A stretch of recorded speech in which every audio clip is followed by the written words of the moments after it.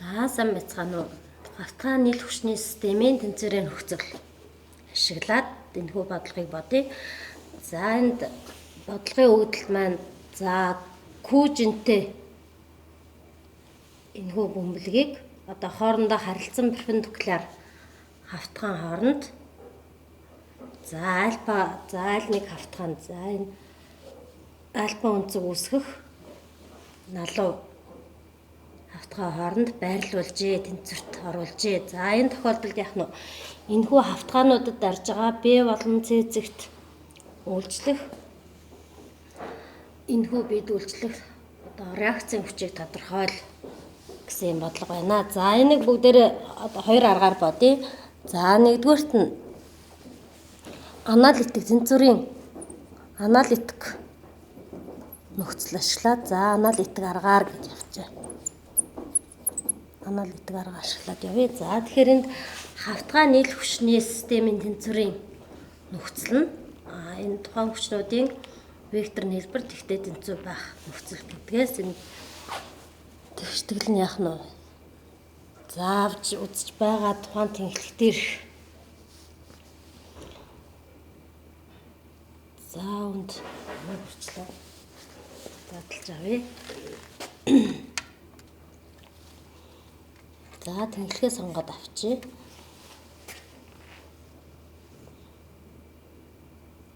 За үнд ишээ Y тэнхлэг тунд перпендикуляраар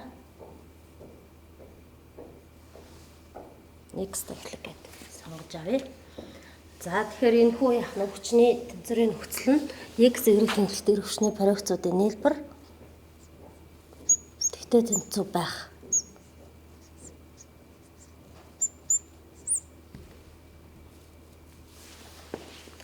Шаардлагатай за энэ хүү хавтгай арилсан перпендикуларын хавтгаад B болон C зэгээр тулж байрлаж байгаа. За тэгэхээр энд яг нь бидний холбоосны төрлөөийг аваад үзэх юм бол абсолют гүлгэр гадаргуу гэж үзээд тухайн гадаргуун перпендикуляраар реакцийн чиглэлүүдийг NC, NB гэд тухайн гадаргуун шүргэгчд перпендикуляр чиглэлтэй реакцууд чиглэлүүдээ авсан. За тэгэхээр эдгээр хүчнүүдээ одоо паракслаад бичгийн тулд за энд өгөгдсөн альфа өнцөг энд байгаа бол энэ хоёр хоорондоо энэ хоёр хавтгай хоорондоо перпендикуляр за 180 градус гэдээ авах юм бол энд яах нь энийг вета буюу биднийхээр вета өнцөг маань 90-ээс хасах нь за энд ч вета маань 90 градус хасах нь альфа буюу альфа 30 градус. Тэгэхээр вета бол бид нар 60 градус гэж тооцоод цаашаа аваад явъя. За тэгэхээр энд тухайн X Y тэнхлэгтэр парагцлахын тулд парагцлах хүчнүүдээ харахын тулд за энд үсэж байгаа альфа өнцөг энд энэ альфа тэгэхээр энэ яах нь 90-ээс хасган альфа тэгэхээр энд Y тэнхлэгтээ үсэж байгаа өнцөг маань энд альфа өнцөг. За энэ вета бас яг ялгаагүй үүнд зэрэгцээ харах юм бол вета энэ бас вета тийм ээ. Тэгэхээр энэ 90-ээс хасах нь вета. Тэгэхээр энд яах нь тэгш өнцөгт гурвалж нэ. Энэ өнцөг бол бас вета гэдэг. За ингээ харч. За ингээ парагцаа бичгийн тулд за энэ би Y X тэнхлэгтэр парагцуудыг байгуулагч болгоод задлаад авах юм бол бидний яах нь нэг байгуулагч нь шигээ хоёр байгуулагч болгоод задлаа. За тэгэхээр энд альфа өнцөг энд үсэж байгаа альфа өнцөг хаана үсэж байна вэ гэхээр энд бас альфа өнцөг гэдэг ингээ харч. За X тэнхлэгтэр болохоор яах нь NB синус альфа за X дээр Q арахгүй эндээс NC-г бас хоёр байгуулагч болгоод задлаад авах юм бол за Y-ийн дагуу нэг байгуулагч болгоод нөгөөх нь X-ийн дагуу. За тэгэхээр энд үсэж байгаа вета өнцөг маань энд үсэж байгаа. За ийм болохоор энд бас яах нь хасах тэмдэгтэй тийм ээ, хасах x-ийн хасан чиглэлийн эсрэг байгаа учраас одоо биднийхээр энд бол нэгсэндөө nc синус бета. Заасах нь nc синус бета. За q орохгүй тэнцүү тэг. За ингээд авчаа. За y дээр y тэнцэх дээр за y тэнцхийн эсрэг чиглэлд байна. Хасах q хүч. За энэ бөмбөлгийн жин. За дээр нь нэмэх тэмдэгтээ nb альфа малсан катет учраас нэмэх нь nb косинус альфа. За дараа нь nc косинус бета. Тэнцүү тэг. За ингээд эндээс харахад бид нэр яах нь үл мэдгэгч бидний олох гэж байгаа гол үл мэдгэгч маань энд байна. nc nb nc. За тэгэхээр эндээс яах нь аль нэг энэ одоо болоод хоёр үл мэдгэгчтэй систем тэгтгэл гарч байгаа. Эндээс яах нь мэдгэгч болоод явж байна. За эндээс косинус синус альфа бета бүгдээрээ яах нь бидэнд 30 градус 60 градус гэдэг өгсөн учраас шууд орлуулад энд аваад явъя. За энд яах нь энэ бэг эндээс олъё гэвэл заашаа гаргаад nc синус бета хуваах нь синус альфа.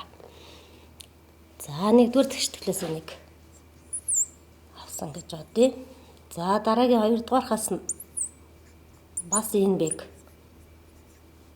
олоод хоёр талаас нь тэнцүүлчихье. За nb q тэнцүү хашаа нэмэх тэмдэгтээ хасах нь nc косинус бета. Хуваах нь косинус альфа. За эндээс тэнцүүлээд яах нь nc синус бета хуваах нь синус альфа тэнцүү q-гээс асах нь nc косинус бета хуваах нь косинус альфа. За энэ дээрх тэгштэглээс бүгдээрээ nc-г орлуулад гаргах юм бол за косинус синус энд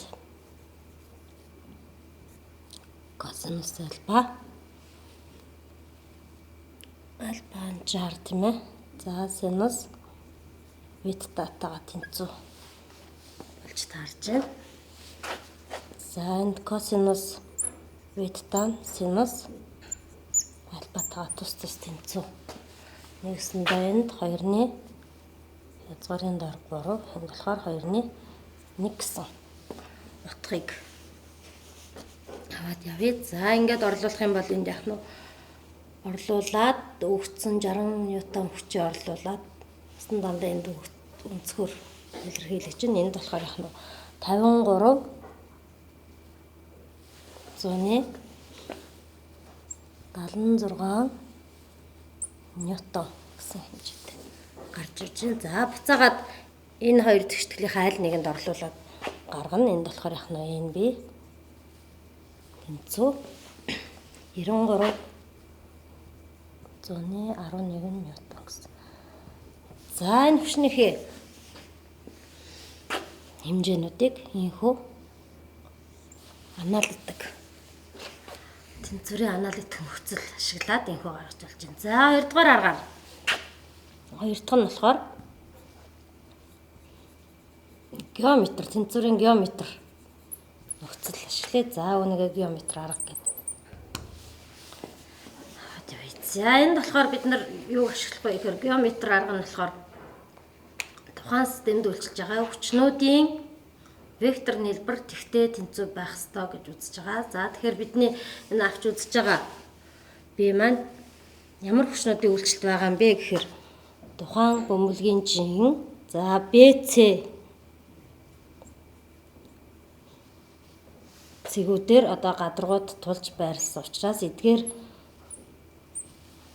хавтангаас одоо бид үйлчилж байгаа реакцийн хүчнүүдийн үйлчлэлд би тэнцвэртэй байна гэсэн юм хүчний вектор тэгштэглийг бичиж олно. За үүнээс харахад бид нар энд одоо нийлэх хүчний системийн зөвхөн автгаан нийлэх хүчний системийн хувьд биелдэг параллел биш гурван хүчний теоремыг шууд ашиглаж болно. За энэ параллел биш гурван хүчний теорем гэдэг нь автгаад параллел биш гурван хүчний үйлчлэлд би тэнцвэртэй байвал яах нь эдгээр хүчнүүдийн үйлчлэлийн шулуунууд нь нэг зэгт огтлцсноо. За тэгээд эдгээр векторуудаар үүсгэгдэх одоо хүчний олон өнцөгт нь хаагч векторгүй байна гэсэн үг байгаа. За тэгэхээр эндээс NB, NC за тэгээд Q гэсэн энэ гурван хүчний үйлчлэл бүгд гуруулаа яах нь энэ хөө О-цэгт огтлцож байна. За тэгэхээр энэ гурван хүчний векторуудыг параллел зөгөөд за Q энд байна.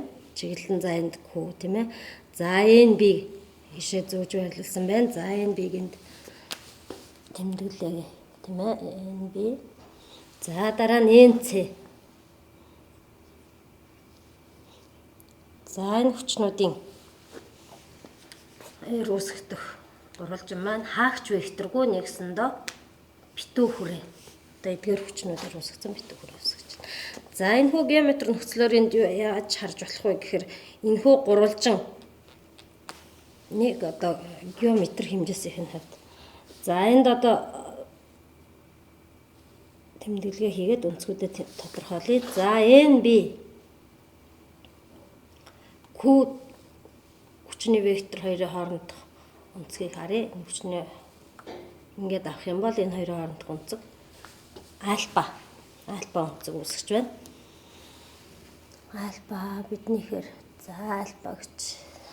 За мэдээж яах нь энд бид нар альфа бета хоёрын нийлбэр 90 гэдээ авсан шүү дээ. Тэгэхээр энд мэдээж энэ бета энэ 90 градус үүсгэж байгаа тийм ээ. За ингээд энэ гурвалжны хувьд бид нар яах нь тухайн векторуудаар үүсэх хүчний олон өнцгтийн гурвалжин ашиглаад үл мэдэгдэхчүүдээ олъё. Биднийхэр NC, NB бол үл мэдэгдэгч. Тэгэхээр заавал твш өнцөг байх алгүй. Ер нь дурын гурвалжны хувьд одоо энэ автгаан нийлэх хүчний системийн тэнцвэрийн нөхцөлийг ашиглаж байгаа тохиолдолд хүчний дурын одоо гурвалжинд үл мэдэгдэгч векторуудыг олохдоо одоо синусын теоремыг ашиглах боломжтой. За энд тэгэхээр бид нэр синусын теорем гэдэг нь дурын гурвалжны тухайн талыг түүний эсрэг орших өнцгийн синусын өнцөгт харьцуулсан харьцаанууд хоорондоо тэнцүү байдаг. За Q хувахан синус 90 градус. За NB хувахан NB-гийн эсрэг орших өнцөг нь бета байна. Синус бета. Дараа нь NC-гийн эсрэг орших нь синус альфа. За эндээс энэ тэгштэглээс яах нь үл мэдэгдэж байна. За одоо энэ Б-г олё гэж бодъё. Энэ Б нь болохоор юу болох нь? За Q энэ хэсгийг авъя гэх юм бол за Q гүрчих нь синус бета хуваах нь синус 90 градус. За ингээд орлуулад гаргана. За нөгөө талаас энэ цэг бас олъё. Энд болохоор яах нь? За бас энэ цэг хуваах нь синус альфа энтэй тэнцүү гэдгийг шууд авчээ. Тэгэхээр энд яах нь? Q-г өөрчилдөг нь синус альфа хуваах нь синус 90 градус. За тэнцүү. За энд орлуулаа гаргахаар NB бол энд 9311 ньютон гарч байгаа. За энэ цэн бол 53,176 ньютон гэсэн ийм хэмжээтэй гарч байна. За тэгэхээр энд яах нь аналитик болон геометр аргыг ашиглаад энд олж байгаа бидний тулгууруудын реакцийг тодорхойлж байгаа хоёр хэмжээ маань хоорондоо яг тэнцүү гарчээ.